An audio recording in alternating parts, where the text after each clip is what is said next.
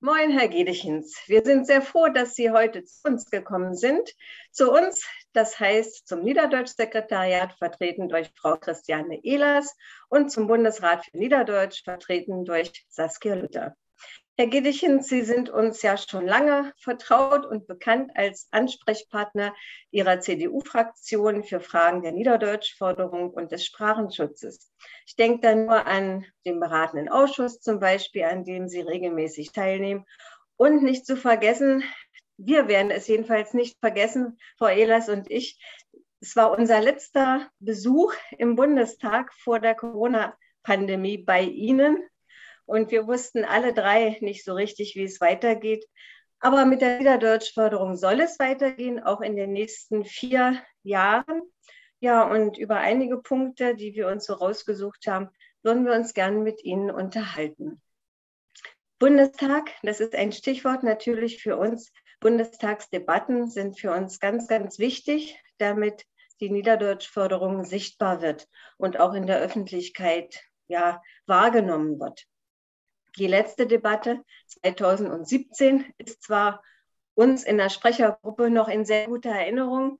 Schließlich ist seitdem auch das Niederdeutsch-Sekretariat steht uns zur Seite.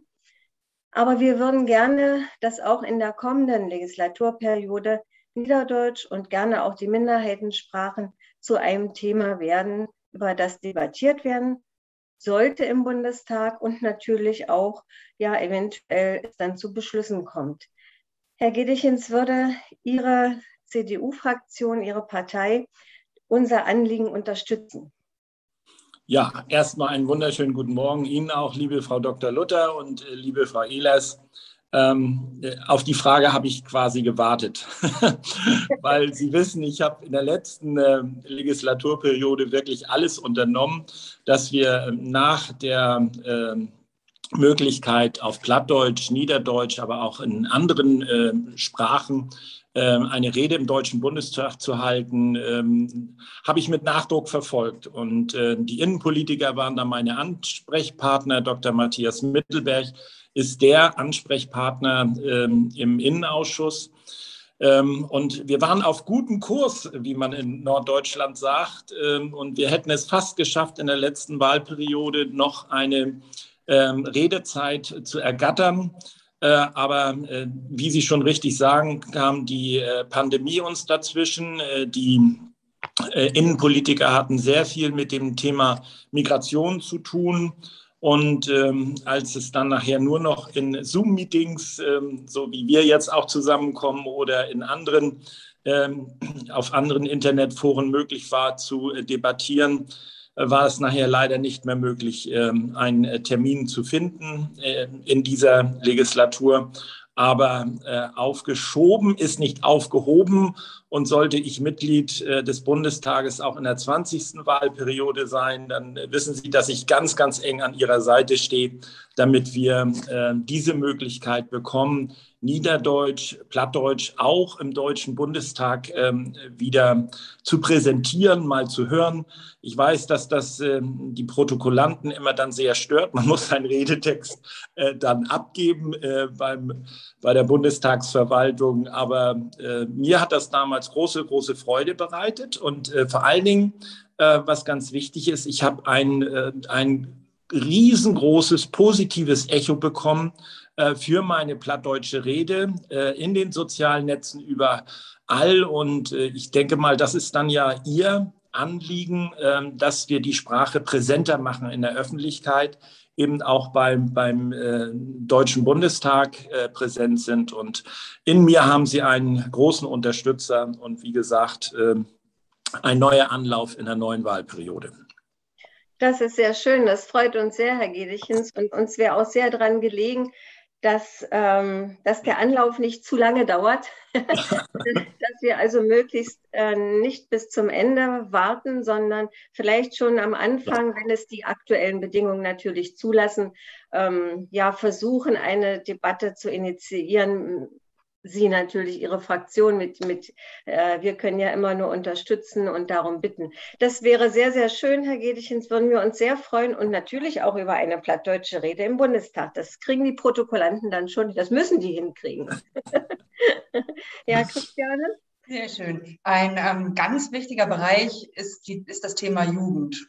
Natürlich Weiterentwicklung, Erhalt der Sprache, da müssen wir nach vorne gucken und wir müssen wissen, was wollen die Jugendlichen eigentlich? Was denken die von Plattdeutsch? Was sind ihre Wünsche, ihre Bedürfnisse? Und da wollen wir uns in den nächsten Jahren sehr stark drum kümmern und wollen den Jugendlichen und jungen Erwachsenen ermöglichen, sich auch an der Politik zum Sprachenschutz zu beteiligen.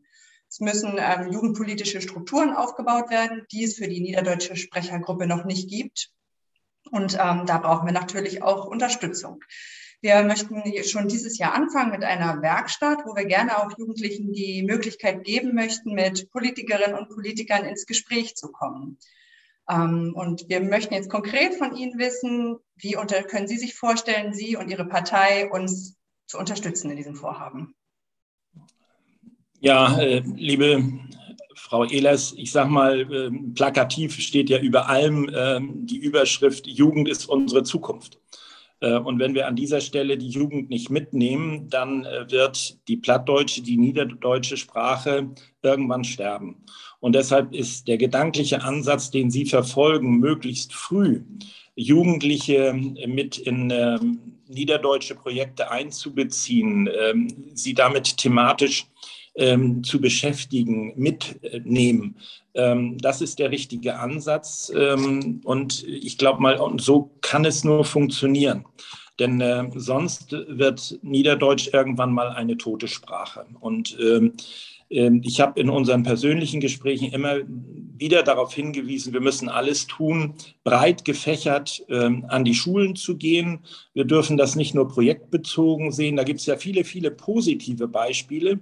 Aber ich denke mal, diese positiven Beispiele müssen flächendeckend werden, gerade auch in den norddeutschen Ländern, dass wir die Kultusminister mit ins Boot nehmen und sagen, kommt Leute, das ist so elementar, das ist ein Teil unserer Geschichte, nicht nur sprachlichen Geschichte, sondern auch, wie wir Norddeutschen miteinander umgehen, sprachlich, aber auch, wie unkompliziert wir sind. Und alle, die Plattdeutsch schnacken, sind ja auch irgendwie ein Stück fröhlicher, glücklicher.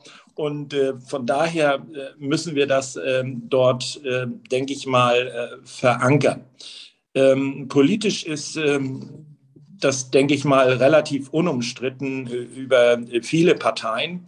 Und ich glaube mal, wir werden da viele, viele Freunde dieser Idee finden. Nur, ich sage mal, das, was eben Frau Dr. Luther auch schon ansprach, nur drüber reden hilft nicht. Wir müssen das in konkrete Projekte dann einbinden und vor allen Dingen dann auch eine gewisse Verlässlichkeit erzielen in ihrem Tun und Handeln.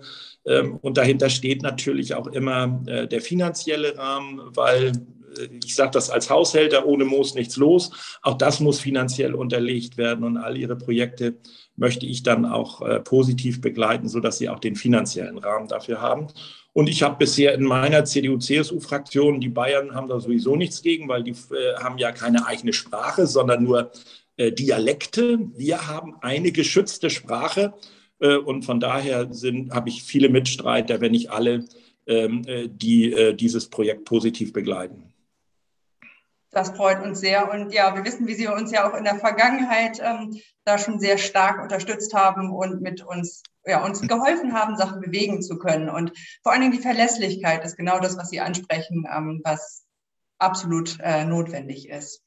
Sie haben eben schon gesagt, wir müssen aufpassen, eben wenn wir nichts tun, dann wird die Sprache irgendwann sterben. Ja, genau. Und ein weiterer wichtiger Baustein ist, sage ich mal, die öffentliche Wahrnehmung der Sprache und so, wie sie in den Medien vorkommt. Es gibt Angebote, es gibt Plattdeutsch in den Medien, kommt immer wieder vor, aber man muss schon sehr suchen.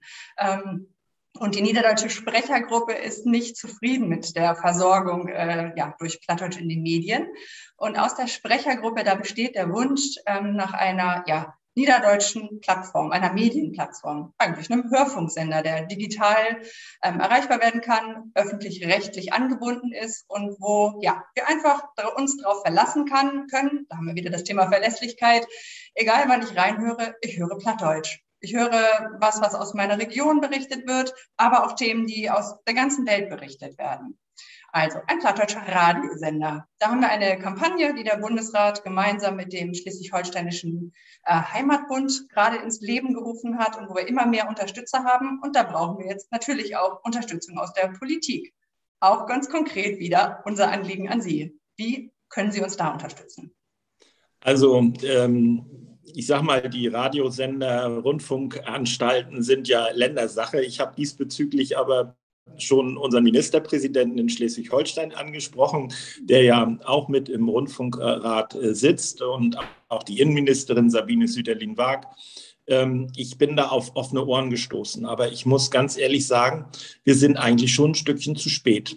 Denn die Pandemie hat uns zurückgeworfen. Die ganzen Zusammenkünfte, die in plattdütschen Krings stattgefunden haben, wo Menschen sich ausgetauscht haben, haben jetzt fast 2 Jahre nicht stattfinden können. Und ich muss unumwunden zugeben, dass auch mein Plattdeutsch ein wenig eingerostet ist. Hätten wir so einen Sender, den man morgens anschalten kann, wo man den ganzen Tag, wenn man die Zeit hat oder das möchte, immer wieder plattdeutsche Beiträge hören könnte, dann wäre das nicht passiert. Und so ein Rundfunksender hätte uns gerade jetzt, wo auch viele Menschen ja kontaktarm zu Hause haben sitzen müssen teilweise, hätte uns schon sehr geholfen. Deshalb muss die Idee einen Push bekommen.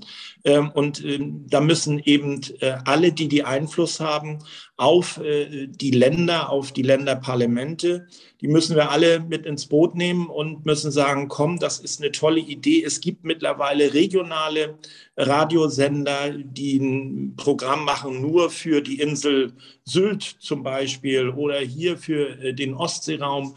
Und ich finde, da ist es doch wirklich darf es keine große Hürde sein, so etwas auch für unsere niederdeutsche, plattdeutsche Sprache einzurichten. Ich glaube mal, da hätten auch viele Freude dran, ihre Beiträge zu liefern.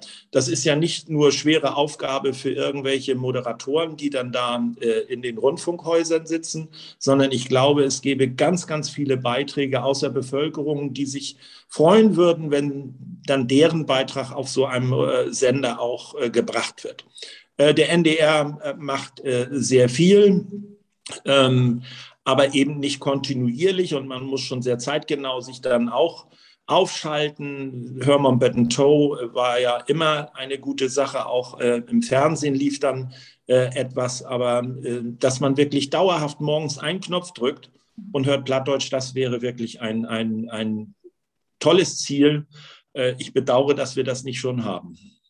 Das stimmt. Aber ich hoffe, wir sind noch nicht zu spät dran. Ja, und genau, da würden wir gerne dann mit Ihnen gemeinsam noch ein bisschen ausloten, wie wir da ein bisschen der Idee und dem ganzen Vorhaben noch mehr Schwung geben können. Vielen Dank, dass Sie dabei sind.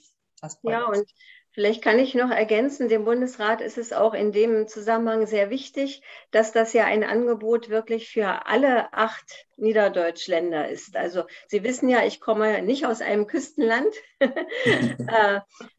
aber bei uns wird es genauso Menschen geben, die morgens den Knopf anschalten und abends wieder ausschalten sozusagen und sich über niederdeutsche Beiträge, auch wenn sie aus anderen Regionen sind, freuen. Ja, und natürlich ist langfristig auch das Ziel, dass auch aus allen Ländern dann Beiträge gestaltet werden und man auch die Vielfalt des Plattdeutschen dann durchaus mal zeigen kann. Also das wäre schön, wenn Sie dabei sind und uns unterstützen würden. Ja, Radiosender ist das eine, Herr Gedichens. Medien sind ja noch mehr als nur Radiosender. Und wir bemühen uns sehr darum, dass das Niederdeutsche etwas digitaler wird, als es bisher war. Sicherlich auch geschuldet durch die Ereignisse der Pandemie. Die haben uns ja gezeigt, wie wichtig auch Digitalisierung ist. Und wir möchten gerne die Digitalisierung für das Niederdeutsche etwas vorantreiben.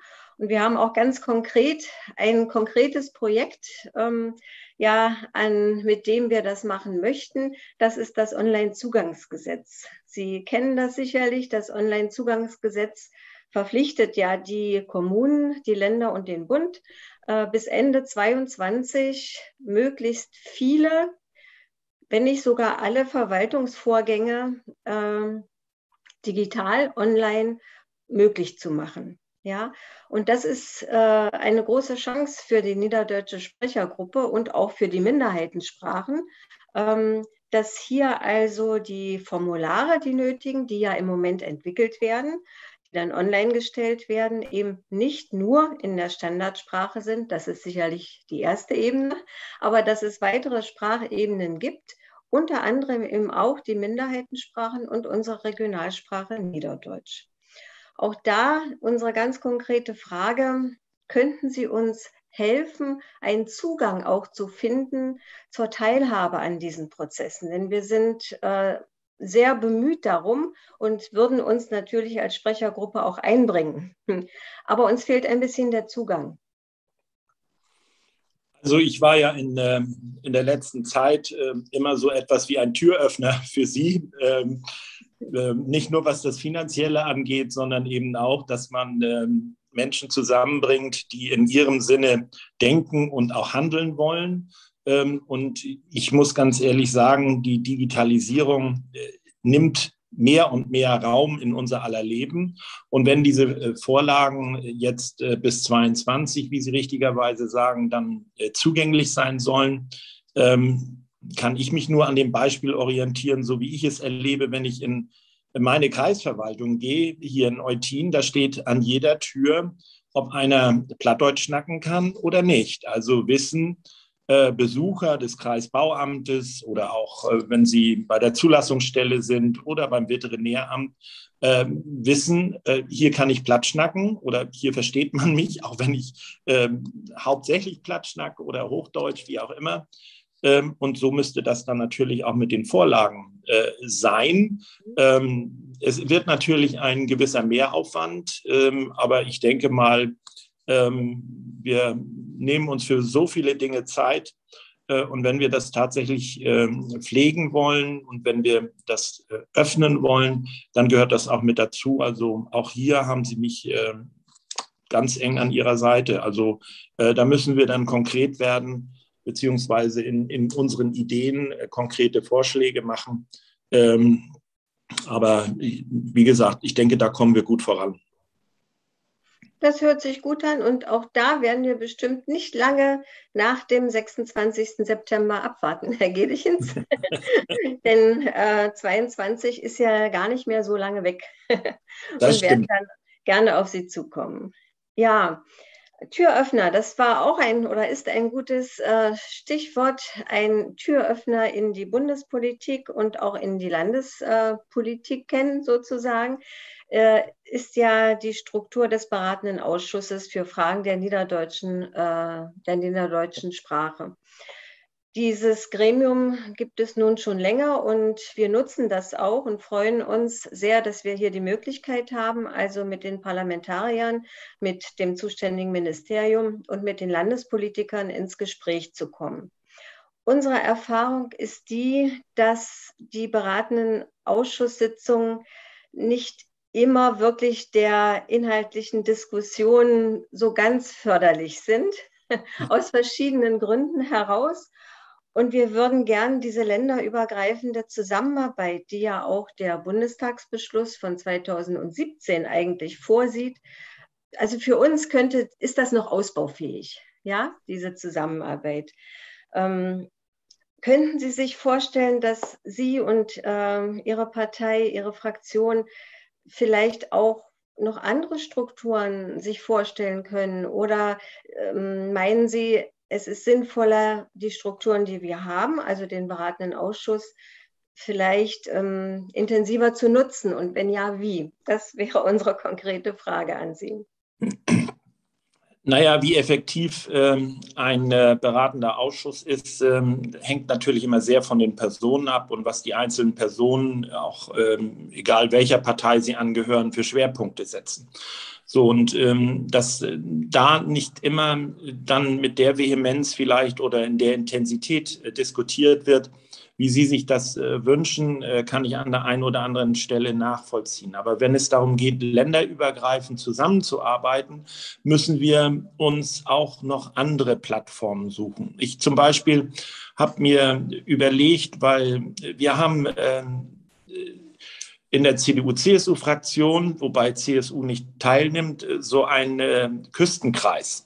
Das ist eines der ältesten Gremien. Diese Gremien, die sind damals zu Bonner Zeiten gegründet worden, dass erst die norddeutschen Länder Schleswig-Holstein, Niedersachsen, Bremen und Hamburg und nach der Wiedervereinigung natürlich auch Mecklenburg-Vorpommern dabei war.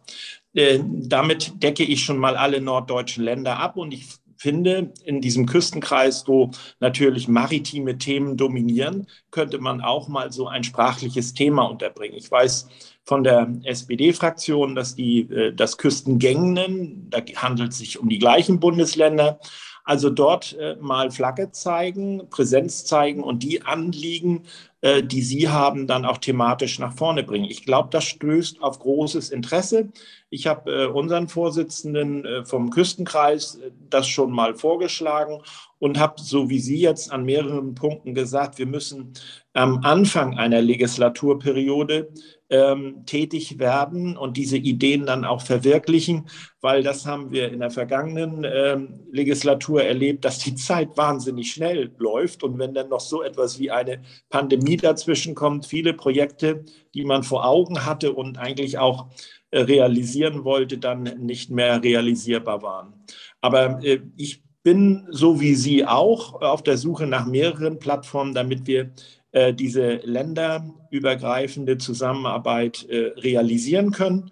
Wir sind nun mal föderal aufgebaut. Wir müssen Klinken putzen, wie es so schön heißt, und für unsere Sache dann gemeinsam werben. Ja, das hört sich für uns sehr gut an und Küstenkreis auch. Wir werden da gerne einmal unsere Themen vorstellen. Wenn Sie uns das auch hier wieder die Tür öffnen würden, wäre das sehr schön und das nehmen wir sehr, sehr dankbar an.